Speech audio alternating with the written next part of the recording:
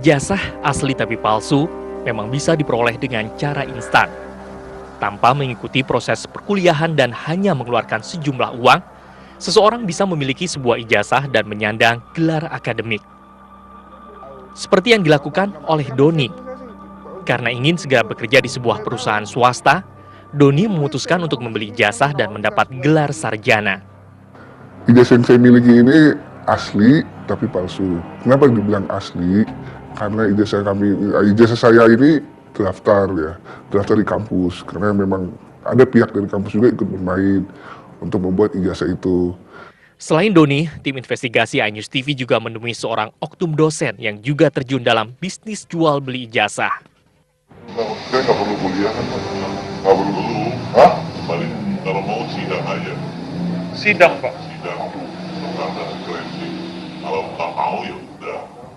Berarti skripsinya dibikinin juga. Ya kita yang bikin. Harganya gimana, Pak? Gimana? Ya, yang nggak bisa.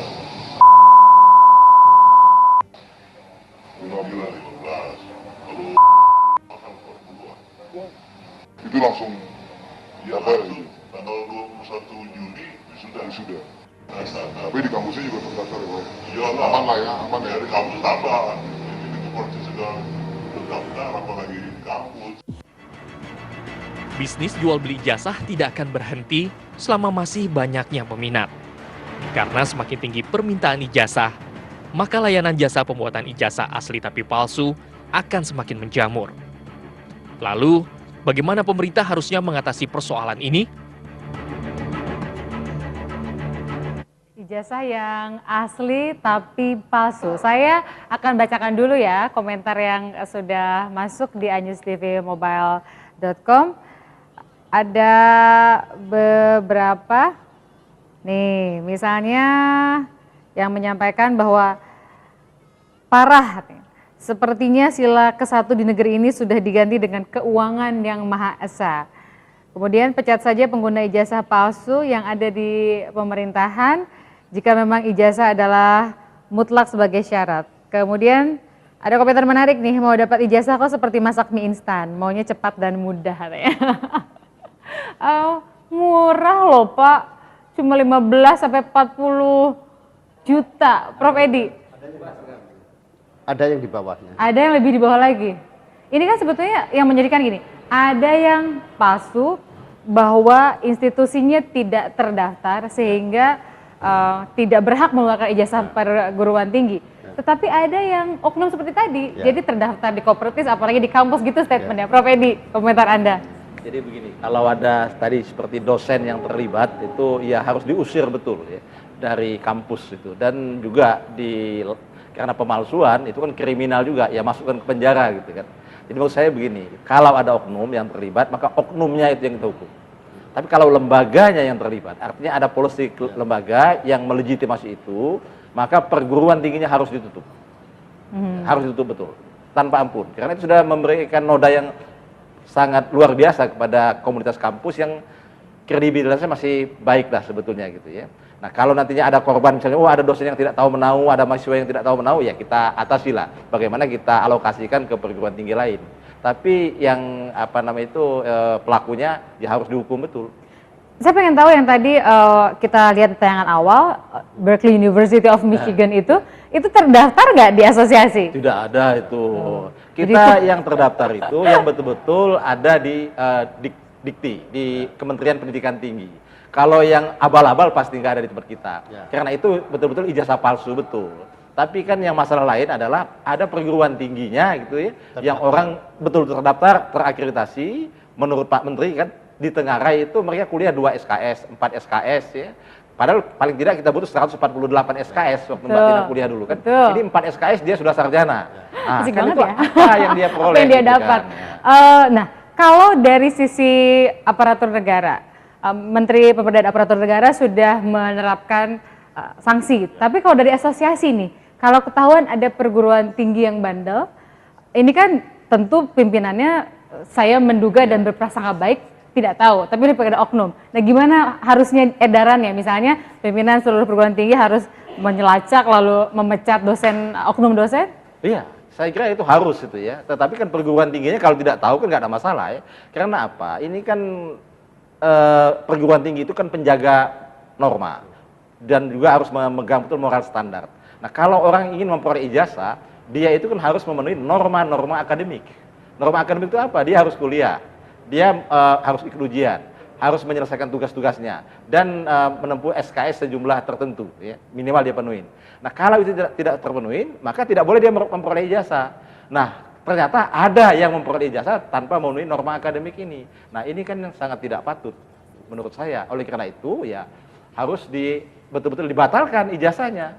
Ini yang tadi kan Pak Darman Nitias bilang bahwa orang yang kuliah betulan itu nggak akan marah kok sama orang yang dapat ijazah palsu. Tapi kalau dia lulusan perguruan tinggi, pakai sekolah benar-benar, dapat ijazahnya benar-benar, lalu dia nganggur, sementara yang pakai ijazah palsu dia dapat kerjaan, mungkin menurut saya dia marah. Pak Darman Nitias, kita tadi kan bicara soal data pengangguran lulusan pendidikan tinggi yang 688.000 orang. Komentar Bapak. Nah, makanya kalau saya sebetulnya tidak hanya bicara ijazah palsu, tetapi juga bicara kampus palsu. Kampus palsu itu apa? Ada terpampang papan nama kampus. Kalau ditanya gedungnya ada, dosennya ada, jadwal kuliahnya ada, mahasiswanya ada, tetapi semua minimalis. Kampusnya hanya di ruko satu petak. Tidak ditopang oleh prasarana dan sarana seperti perpustakaan, ruang dosen yang cukup, laboratorium, betul-betul satu petak. Coba itu bisa Anda buktikan, Anda jalan di Ciputat sana, itu ada satu kampus mendidik calon guru, itu di dalam satu ruko gitu loh. Nah, ini menurut saya kan juga satu pembohongan gitu loh. Nah, banyak sekali kampus-kampus semacam itu.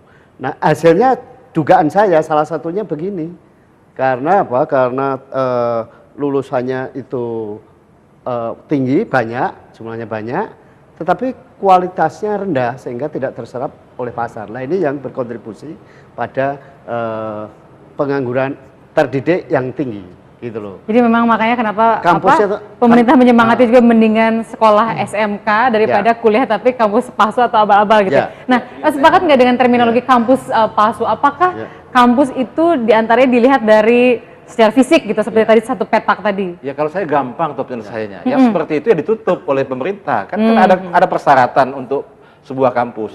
Ruang rasio mahasiswa dengan ruangan perpustakaan, minimal kampus dan sebagainya, ada persyaratan itu.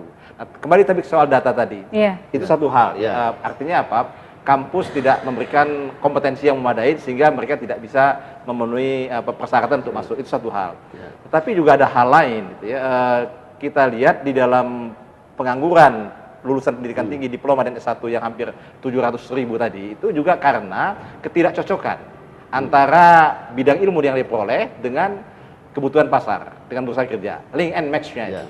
Nah, mengapa itu terjadi? Saya kira karena kita itu belum punya yang namanya perencanaan tenaga kerja nasional, National Manpower Planning. Perencanaan tenaga kerja nasional. Kita adanya Menteri Tenaga Kerja, jadi berarti yang udah kerja doang yang diurusin. Kita belum, harusnya itu kan melibatkan Departemen Tenaga Kerja, melibatkan pendidikan tinggi, melibatkan BPS, sehingga kita tahu 10 tahun lagi sarjana ilmu komunikasi kita butuh berapa, sarjana akuntansi 10 tahun lagi butuh berapa kita. Itu harus ada perencanaan tenaga kerja nasional. Harusnya mesti ada di Bappenas juga ya? Bappenas juga terlibat. Nah, kalau ini kan orang mau buka perguruan tinggi pakai feeling saja gitu ya. Ini lagi laris. Trennya ini nih. Itu macam kita ngeluarin musik gitu misalnya. Trennya adalah musik apa, genrenya? Buka prodi itu. Akhirnya oversupply gitu kan. Nah, di samping tadi, sebetulnya kan lowongan, coba kalau ada lowongan kerja 10, yang mendaftar 20, tapi yang diterima 5. Akhirnya apa? Tadi kompetensi dan juga kesesuaian. Sehingga lowongan kerja yang ada tapi tidak terpenuhi. Karena kompetensinya rendah. Kalau menurut beliau tadi kampus palsu ya, saya nggak berani mengatakan itu ya. Tapi yang kedua tadi karena ketidaksesuaian, link and match-nya. Jadi sebetulnya kalau bicara soal pendidikan tinggi itu dengan kasus ijazah palsu jadi makin terkuak, ada masalah-masalah lain yang kita sebetulnya punya PR banyak. Nah tadi tapi saya kira PR kita sekarang ini kan kita supaya tidak terlalu macam-macam nanti ngurusin banyak-banyak, nggak ada yang selesai. Soal ijazah palsu ini selesaikan dulu saja lagi. Kita berharap Pak Menaker jangan mundur selangkah pun. Pak Menristek. Ya, Mendikti-Ristek, Menristek Dikti. Menristek Pak Nasir Dikti. luar biasa ini sahabat saya ini. Saya katakan jangan mundur selangkah pun. Saya kira masyarakat di belakang beliau. Kalau enggak ya rusaklah bangsa ini. Saya berpikir oke lah dari sisi PNS sudah disiapkan sanksi, tapi gimana kalau kejadian di TNI Polri ya? Kira-kira akan seperti apa ya sanksinya? Menurut Bapak coba ada usulan nggak sebagai akademisi? Iya, iya. Dugaan saya sih mereka akan malu. Akan Terus malu setelah dengan itu? sendirinya. Ya. Mengundurkan diri? Oh, kalau mengundurkan diri nggak sampai. Sampai kan, mau, Pak? Siapa yang mau mengusut polisi? Oh, oke. nggak ada, tapi ini agak repot juga nih, akan karena malu. Menristek Dikti kan melaporkan kasus ini ke Polri begitu ya. Tapi kalau ada di internal Polri, maka cukup malu aja. Saya kira begitu. Terus kita dibiarkan ibaratnya ditipu dalam kondisi dipimpin oleh misalnya oknum petinggi Polri yang bisa palsu. Kecuali Tina Talisa mau melaporkan, nah, itu baru bisa. Prof Edi komentar soal TNI Polri nih. Iya, iya, itu saya kira masalah kita gitu kan. Banyak penegak hukum, adalah jangan katakan banyak, ada penegak hukum yang justru melanggar hukum. Ya. Nah, ada pendidik yang ternyata tidak mendidik seperti ini kan. Nah, oleh karena itu tidak bisa kita biarkan menurut saya. Apapun harus kita lakukan. Paling tidak, kalaupun tidak ketangkep, yang akan datang nggak ada lagi yang melakukan seperti ini. Nah, tapi kalau kita berhenti di sini saja, sudah. Tapi kita menafikan. Gimana kita mau mengharapkan yang ke depan nggak begini kalau mereka misalnya generasi kedua, ketiga atau selanjutnya di TNI Polri melihat bahwa oh yang jasa palsu bisa dapat posisi begitu, ya udah kita begitu juga aja gitu. Dibiarkan, dan itu dibiarkan. Mbak Tina buka nanti di internet itu kan. Iya. Masih ada puluhan kok yang menawarkan ijazah palsu. Kalau mau ditangkap mudah sekali kan. Polisi datang itu kan, alamatnya ada, nomor teleponnya ada. Buka nanti kan. Puluhan ada itu. Kita buka setelah ini, masih bersama kami di Talk to iNews. Karena nggak ada political will tadi masalahnya.